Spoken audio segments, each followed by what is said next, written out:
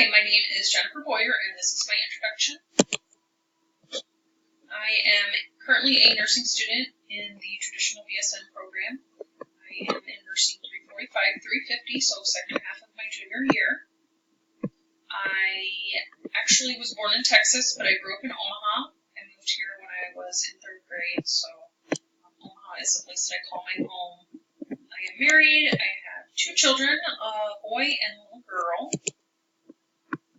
I actually previously attended Methodist for their medical assistant program, and following graduation from there, I worked in OBGYN clinic for about 6 years.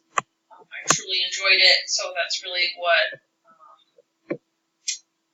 that is what influenced my decision to go back to school and pursue nursing. I work at Lakeside as an OB tech in the labor, delivery, and postpartum unit. When I am not working or studying, I like to work out at Orange Theory or find new restaurants to eat at with my family. And leaders to admire.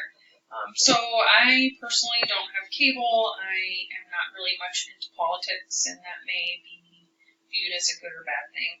But honestly, I just thought about who directly affects myself, my family, and my community, and that would be teachers and police officers. So they are very admirable through their patience, their time, their care for others.